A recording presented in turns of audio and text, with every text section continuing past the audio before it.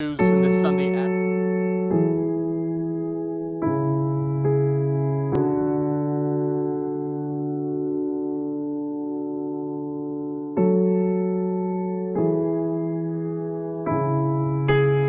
Breaking news this Sunday afternoon. Five-time NBA champion, former league MVP Kobe Bryant died earlier this afternoon in Los Angeles in a helicopter crash.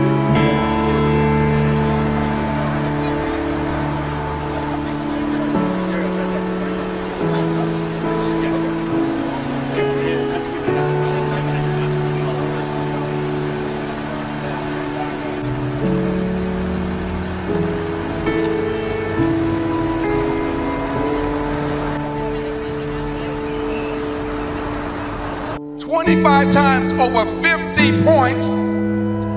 He scored over 60 points 5 times.